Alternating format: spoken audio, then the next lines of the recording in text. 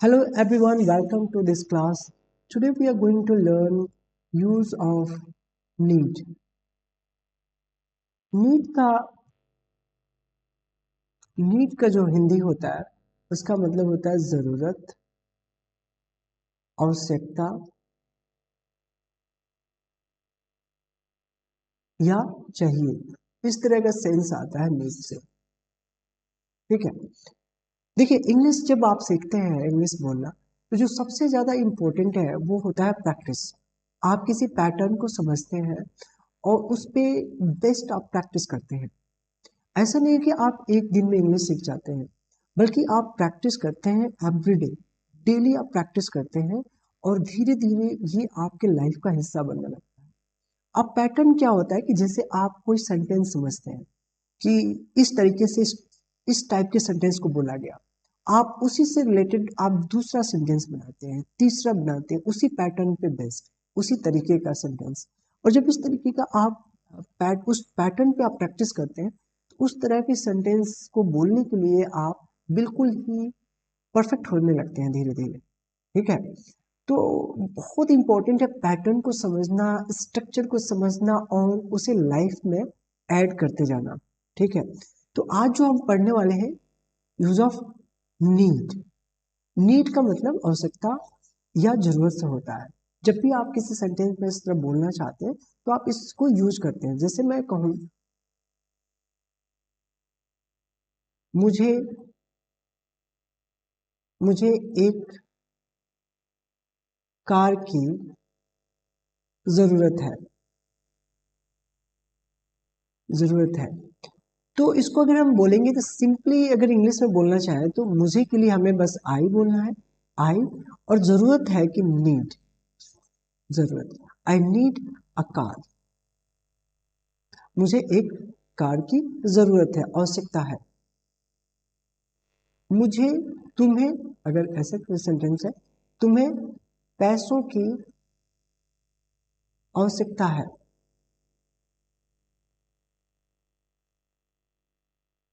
ठीक है, तो यू नीड मनी। ठीक है, यू नीड मनी। उसे उसे फोन की आवश्यकता है, उसे फोन की जरूरत है। अब उसे में ही या सी कोई हो सकता है, ही या सी। अब मान लेते हैं अगर यहाँ पे ही है, ही नीड्स मोबाइल। ठीक है, तो इस तरीके से हो जाना है। इसी तरह जो अगला होता है अगर हम देखें तो इसी नीड को हम नीड टू के साथ यूज कर सकते हैं, जिसमें हम कहते हैं कुछ मुझे एक से ज्यादा क्रियाएं दिखाई देती है जरूरत के साथ साथ। वो चीज जिसे खरीदने की जरूरत है, इस तरह का सेंस लाते हैं। अगर हिंदी में देखें तो आप वही जरूरत सेंस है, जरूरत है या आवश्यकता है से सेंस आता है। लेकिन यहाँ पे सेंस एक से ज्यादा क्रिया से होती है। जरूरत के साथ साथ जो है उस क्रिया की जरूरत होती है जो सेकेंड फॉर्म में यूज होता है। ठीक है, तो चलिए हम लोग इसको देखते हैं। इस पे कुछ एग्जांपल्स लेके पहले एक देखते हैं, उसके बाद से हम लोग इसके स्ट्रक्चर को भी समझेंगे। ठीक है, तो जैसे कोई कहे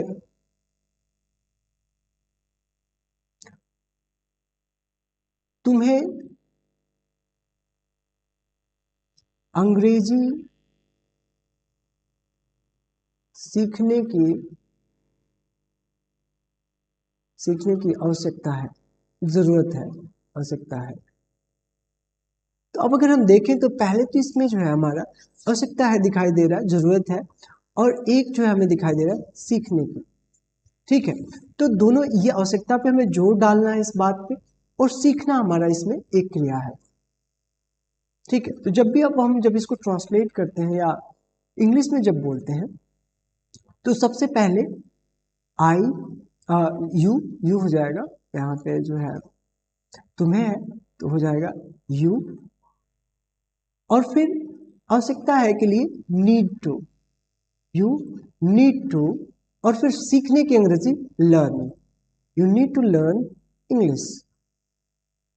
ठीक है, तुम्हें इंग्लिश सीखने की आवश्यकता है। अब अगर हम इसकी बात करें तो इसमें जो हमारा स्ट्रक्चर दिखाई दे रहा है कि सब्जेक्ट है, सब्जेक्ट, और फिर नीड टू दिख रहा है, और फिर जो है दूसरा क्रिया दिख रहा है फर्स्ट फॉर्म में, और फिर ऑब्जेक्ट यहाँ पे है। ठीक है, यही हमारा पैटर्न बन रहा है। अब इसका जो नीड है वो कभी नीड होता है सिर्फ, या कभी नीड्स होता है, नीड्स टू। ये डिपेंड करता है सब्जेक्ट पे। अब जो सब्जेक्ट होता है वो हमने बात किया है कि कोई भी सब्जेक्ट दो तरीके का हो सकता है। एक सब्जेक्ट सिंगुलर सब्जेक्ट होता है, सिंगुलर सब्जेक्ट। सिंगुलर सब्जेक्ट में जो है ही, सी, इट, दिस, दैट, या सिंगल नेम होता है। जब ये केस आएगा, जब ये सब्जेक्ट की जगह दिखाई देगा, तो यहाँ पे जो हमारा होगा वो होगा नीड्स। ठीक है, या नीड्स का यूज करेंगे। ठीक है, अब अगर दूसरा केस है, यानी कि प्लूरल सब्जेक्ट है, प्लूरल सब्जेक्ट के केस में जैसे प्लूरल सब्जेक्ट कौन हो सकता है, आई सिंगुलर होते हुए भी ये प्लूरल का पार्ट होता है। आई, यू, दे, वी, ठीक है, दीज, दोज, या नेम्स। ठीक है, ये अगर होते हैं तो इनके साथ जो है हमारा सिर्फ नीड टू आता है। ठीक है, या नीड का यूज करते हैं।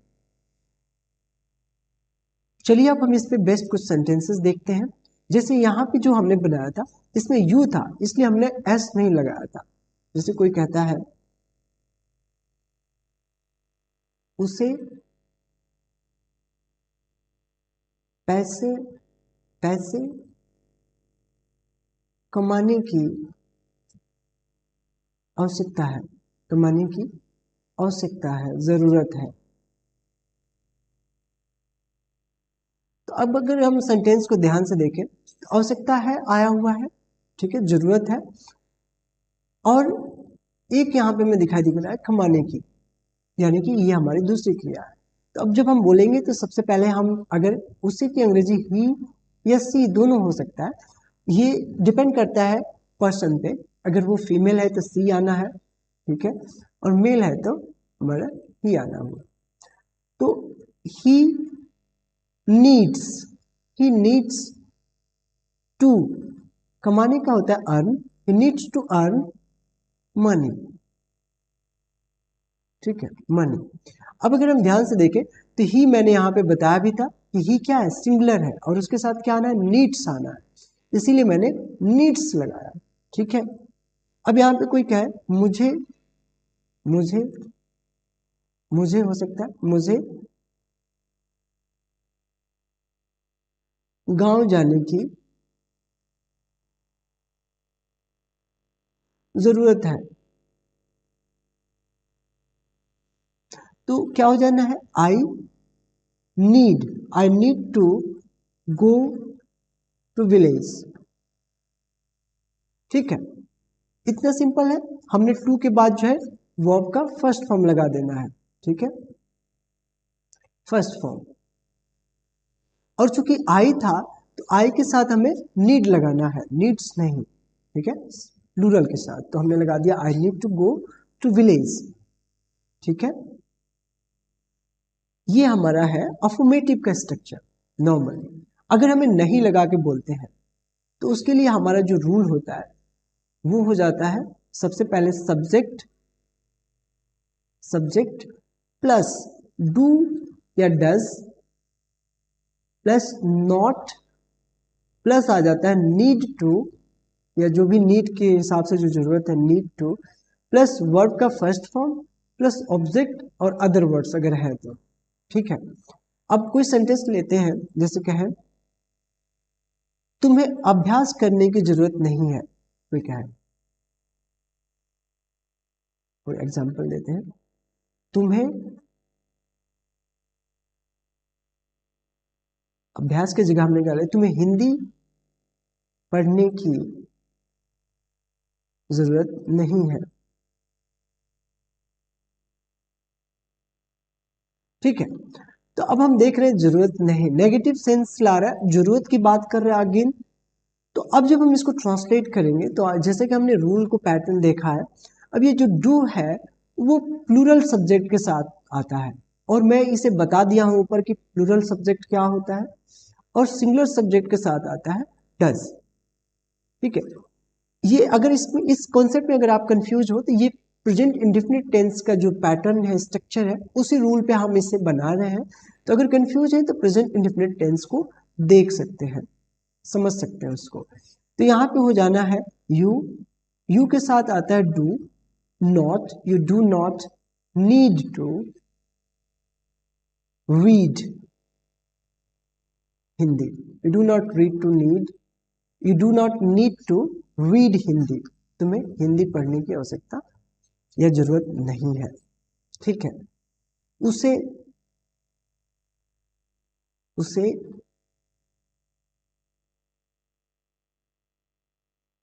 पैसे बचाने की आवश्यकता नहीं है, नहीं है। अगर ये पैटर्न है तो doesn't he doesn't need to save money. ठीक है, इसमें हमेशा जो है नीड टू ही आता है, नीड्स नहीं आता है, जबकि इसमें मैंने आपको बताया था नीड टू आ सकता है या नीड्स आ सकता है अकॉर्डिंग टू सब्जेक्ट। इसमें डू या डज का हम यूज करते हैं, इसीलिए जो है सबसे पहले मैंने जो है उसी की अंग्रेजी लिखा, और फिर जो है आवश्यकता के लिए हिसाब से जब हम सब्जेक्ट देखें तो नेगेटिव था तो हमने डज नॉट का यूज किया, और फिर नीड टू, और फिर बचाने की अंग्रेजी सेव मनी। ठीक है, इसी तरह ये जो है इंट्रोगेटिव में भी हो सकता है, जो सेंटेंसेस है इंट्रोगेटिव हो सकता है सेंटेंस। अब इंट्रोगेटिव का क्या है कि डू या डज जो है पहले आता है क्वेश्चन बनाने के लिए, डू डज के बाद जो है सब्जेक्ट दिखाई देता है, और सब्जेक्ट के बाद नीड टू, और फिर दूसरा जो क्रिया है उसका फर्स्ट फॉर्म प्लस ऑब्जेक्ट, और अदर वर्ड अगर है तो, और क्वेश्चन मार्क। जैसे क्वेश्चन हो सकता है क्या उसे क्या उसे क्या उसे गणित मैथ गणित क्या उसे गणित पढ़ने की आवश्यकता है,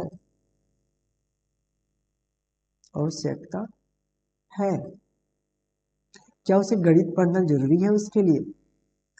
तो ये हमारा क्वेश्चन दिखाई देता है, और इसका जवाब हम मोस्टली यस या नो में दे सकते हैं, इसीलिए इस ऐसे सेंटेंस में हेल्पिंग वर्ब से शुरू होता है। तो उसे है तो यहाँ पे डज दिखाई देगा, does he does he need to, और फिर पढ़ने की स्टडी या read, does he need to read mathematics. ठीक है, पैटर्न वही है, हमें समझना क्या होता है, हमेशा सब्जेक्ट को समझना होता है कि सब्जेक्ट क्या है, सिंगुलर या प्लूरल, फिर वर्ब का कौन सा फॉर्म आएगा सिंगुलर या प्लूरल के हिसाब से, और फिर ऑब्जेक्ट क्या है। इसमें नीड हम यूज कर रहे हैं, तो नीड का या तो नीड होगा या नीड्स हो जाएगा, डू डज लगेगा या जो भी होगा अकॉर्डिंग टू सेंटेंस जो हम बोल रहे हैं। यहाँ पे जब हम क्वेश्चन बना रहे हैं तो इस फॉर्म में दिखाई देता है कि हेल्पिंग वर्ब हमें हमेशा स्टार्टिंग में दिखाई देता है। अब अगर इसका हम इंट्रोगेटिव में नेगेटिव अगर देखते हैं तो सबसे पहले डू या डज दिखाई देता है, और फिर जो है सब्जेक्ट, और सब्जेक्ट के बाद नॉट, और नॉट के बाद आता है नीड, और नीड टू, और फिर जो है वर्ब और ऑब्जेक्ट और क्वेश्चन मार्क। अब अगर हम इसको देखें कोई एग्जांपल, तो ये नेगेटिव सेंटेंसेस है, तो ये हो सकता है कि क्या क्या उन्हें क्या उन्हें क्या उन्हें यह समझने की आवश्यकता या आवश्यकता नहीं है, क्वेश्चन मार्क। तो अब अगर हम सेंटेंस को देखें तो नेगेटिव सेंटेंस है, ठीक है, नेगेटिव सेंटेंस है, आवश्यकता की बात की जा रही है, क्या आया हुआ है, ठीक है। अब जब हम इसको उन्हें के हिसाब से, उन्हें की अंग्रेजी होता है दे, तो दे के साथ जो है प्लूरल सब्जेक्ट है तो डू आता है। Do they not do they not need to understand, समझने का, understand understand, do they not need to understand this, यह का दिस। आप इसे ऐसे भी बोल सकते हो, डू नॉट को इसके साथ ऐड कर सकते हो, don't they need to understand this, ठीक है। तो ये पैटर्न है। अब इसमें आपको जब भी आप प्रैक्टिस करते हो, आप सब्जेक्ट चेंज करो, समझने की जगह पे खरीदने की आवश्यकता है, क्या उन्हें सब्जी खरीदने की आवश्यकता नहीं है, तो आप इस तरह से चेंज करके इसको जो है प्रैक्टिस करो, इस चीज को आप चेंज कर दो, समझने की जगह खरीदने की आवश्यकता है, आवश्यकता नहीं है, या इस तरह से कई सारे सब्जेक्ट को चेंज करके ही, सी, इट, दिस, दैट में से कुछ यूज करके, दे, यू, वी, और इसको प्रैक्टिस करें ताकि ये जो है आपके लाइफ का हिस्सा बनता जाए, ठीक है। अब जो है WH में हम लोग देखते हैं, WH सब्जेक्ट जैसे क्यों कैसे वाले जो सेंटेंस होते हैं, उन्हें उन्हें बोलते हैं क्यों कैसे कब कहाँ, व्हेन हाउ व्हाई, ये सब जो होते हैं, ठीक है। तो इसका जो पैटर्न होता है वो होता है सबसे पहले क्वेश्चन वर्ड, इन्हीं को क्वेश्चन वर्ड कहा जाता है, प्रश्न शब्द कहा जाता है। क्वेश्चन वर्ड जो है शॉर्ट में से QW मैं लिखने वाला हूँ, तो QW सबसे पहले जो है हमारा क्वेश्चन वर्ड दिखाई देता है, यहाँ पे जो है क्वेश्चन वर्ड दिखाई देता है। इसके स्ट्रक्चर में सबसे पहले क्वेश्चन वर्ड आता है, फिर हेल्पिंग वर्ब से डू या डज, ठीक है, और फिर सब्जेक्ट, और फिर आता है नीड टू, और फिर जो क्रिया होता है उसका फर्स्ट फॉर्म जो दूसरी क्रिया है जरूरत के अलावा, और फिर ऑब्जेक्ट आता है, और फिर अदर वर्ड अगर है तो, और फिर क्वेश्चन मार्क। जैसे एक एग्जांपल के थ्रू हम लोग इसे देखते हैं, उसे उसे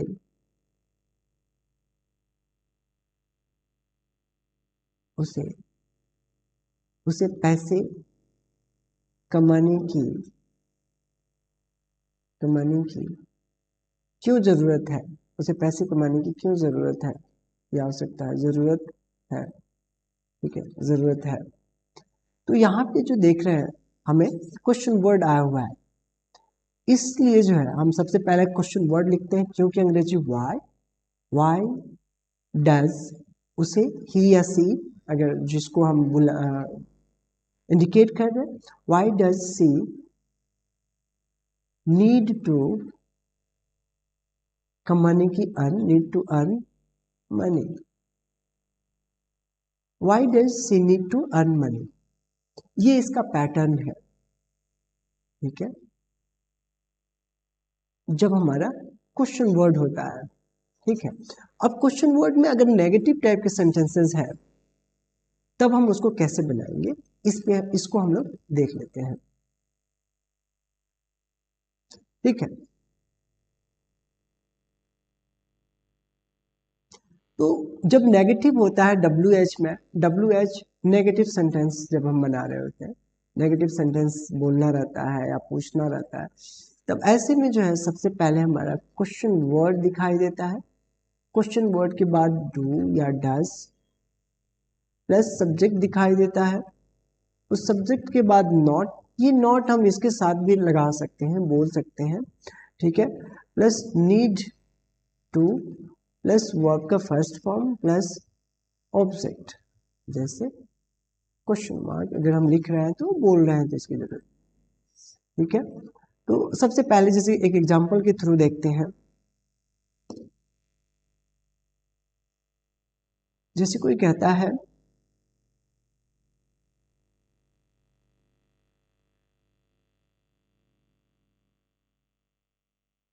क्या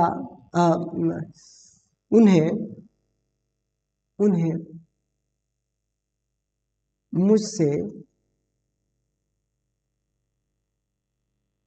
बात करने की आवश्यकता आवश्यकता कैसे नहीं है, ठीक है। अब जब हम इसको ट्रांसलेट करते हैं तो सबसे पहले देख रहे हैं क्वेश्चन वर्ड भी है और नेगेटिव भी है, यानी कि नेगेटिव सेंटेंसेस है WH का। तो जब हम इसको कहेंगे तो सबसे पहले हाउ, हाउ आ जाना है, और उन्हें है तो डू आएगा। How do they not need to talk with me, ठीक है। क्वेश्चन वर्ड क्वेश्चन मार्क आ जाना है, ठीक है, ठीक है। इतना सिंपल सी बात है। यहाँ जो है how do they not need to talk with me या टॉक टू मी, ठीक है। तो सेंस यहाँ पे ये है कि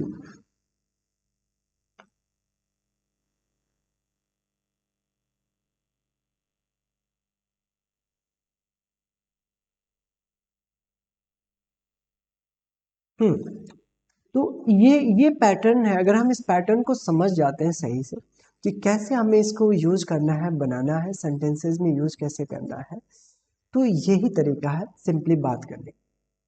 ऐसे ही हम इंग्लिश में पूछ सकते हैं या बोल सकते हैं मुझे वहां आने की क्यों नहीं आवश्यकता है, ठीक है, ऐसे भी हो सकता है। तो उस केस में आप उसी तरीके से बना सकते हैं, ठीक है। इतना ही सिंपल है नीड का यूज। अब अगर ये पास्ट में हो तो पास्ट इंडेफिनिट का फॉर्म यूज कर लेंगे। जैसे कि मैं आपको कुछ एग्जांपल्स के थ्रू बताता हूँ।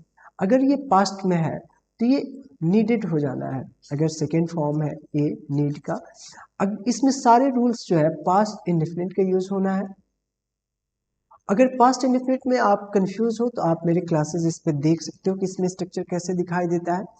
अभी हम लोग इस पे डिस्कस कर लेते हैं इसे कैसे हम इसे यूज कर रहे हैं थोड़ा सा।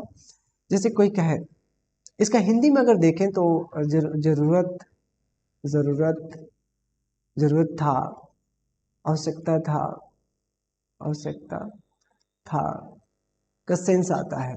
चाहिए था, इस तरह के सेंस आता है। जैसे अगर हम कहें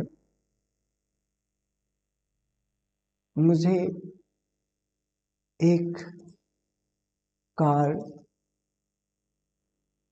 खरीदने की जरूरत थी। तो अगर हम इसको जब बनाएंगे और जब हम जानते हैं पास्ट इंडेफिनिट के थ्रू ही बनना है, तो हम कहेंगे आई नीडेड टू, ठीक है, आई नीडेड टू बाय, खरीदना का। आई नीडेड जरूरत थी का हमने बना दिया आई नीडेड टू, ठीक है।